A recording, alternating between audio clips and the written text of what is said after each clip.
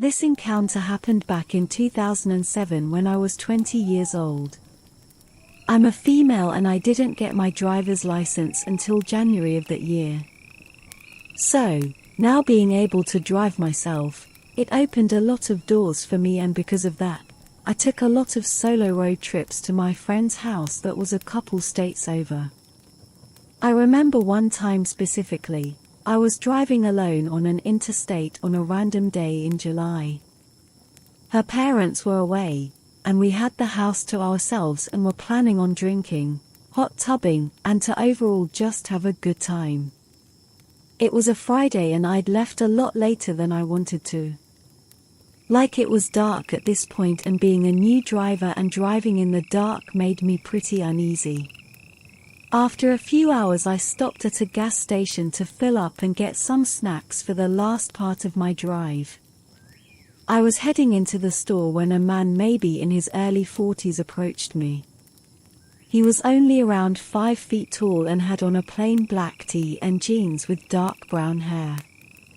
I noticed he had come out of a black pickup truck and only moments ago parked a few spaces away from my car. The guy had a super intense stare that immediately creeped me out. As he caught up to me, he tried starting a conversation by asking if I was from the area where I was headed and if I knew of anything fun to do. I quickly replied with no, shaking him off as just another creepy dude. Though surprisingly, he then invited me to go play mini golf or catch a movie with him. Without even looking at him, I declined his invitation and continued towards the store. Quite honestly, I was shocked he asked me to do something with him. The whole vibe was off. It was pretty uncomfortable and just random. As I was entering the store, I could then hear him yell a stern hey. It was super aggressive and uncalled for. It even startled a family walking out of the store. Though I just ignored it and continued inside. Shortly after, I could tell the guy followed me. He was clearly staring at me. So, I went to use the bathroom and stayed in the stall for at least 10 minutes texting my friend about the guy. Thankfully, when I came out, I couldn't see him in the store anymore. I then went out to put gas in my car and was again relieved as this black pickup was nowhere to be seen. Though to my absolute horror, as I was pulling out of the gas station parking lot, I could hear someone persistently honking their horn. I looked in my rearview mirror and I could clearly see the same black pickup behind me. The guy was now shouting and signaling me to pull over to the side. I of course freaked out and stepped on it and pulled onto the on-ramp back onto the highway, but the guy was following me. I called my friend, extremely terrified. I drove really fast and looking back, I'm lucky I didn't get into an accident. The guy didn't follow me for that long and I think only after a few exits he was gone. Though even still, the last hours of my drive were extremely tense. I didn't stop for the rest of the trip and never saw the guy's car again. I remember checking my mirrors constantly the rest of the way. Eventually I got to my friend's house safely and we actually had a nice weekend despite the encounter. The whole thing was definitely creepy, but over the years I didn't think too much about it. That was until around 6 years later when the memory would once again come fresh in my mind. I was talking with another friend of mine who was big into serial killer documentaries and things like that. I remember at one point I had mentioned my encounter jokingly, suggesting that the man I had met was a serial killer, and explained to her my experience. She was fascinated and therefore wanted to Google active serial killers in the area of where I experienced it all, but the first guy that came up made my heart drop. It was a man named Adam Leroy Lane. I instantly recognized the guy. There was no doubt in my mind that was the same guy I had encountered at the gas station that night. Both the time and the area were a match. The man had 3 convictions.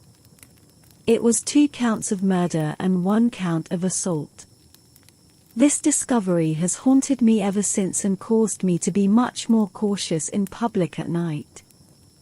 My heart goes out to the victims of this man and their families.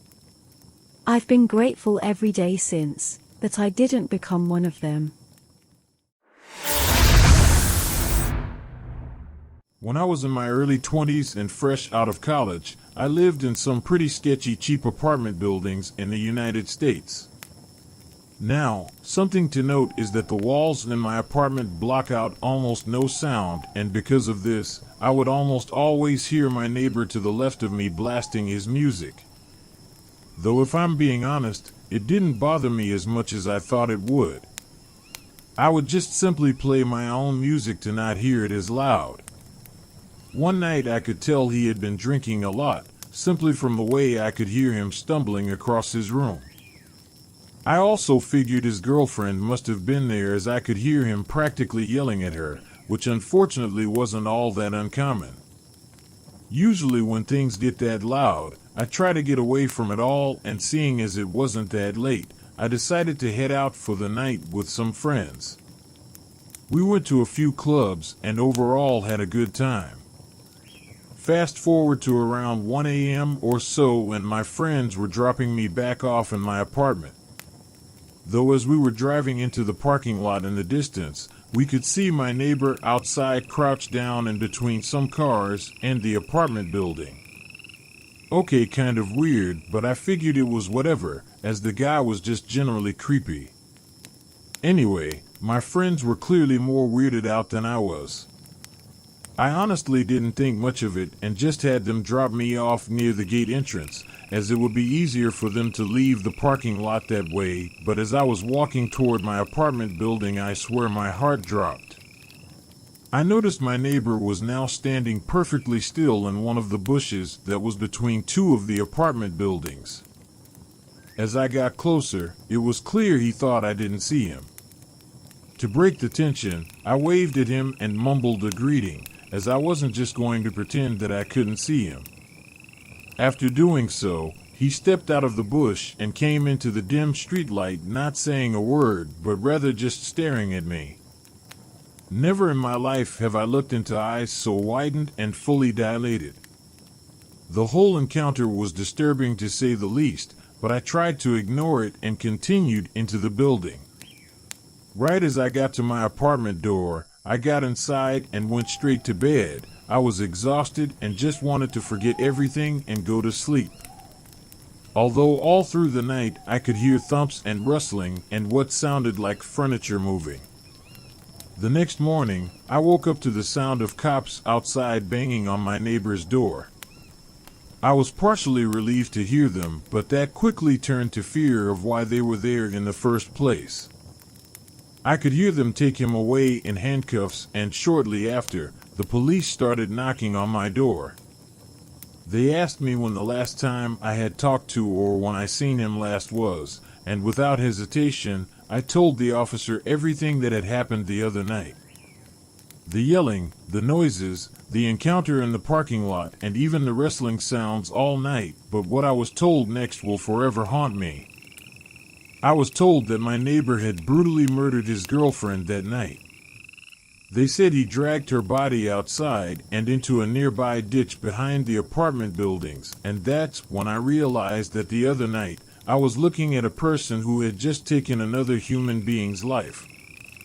I honestly felt terrible for the woman.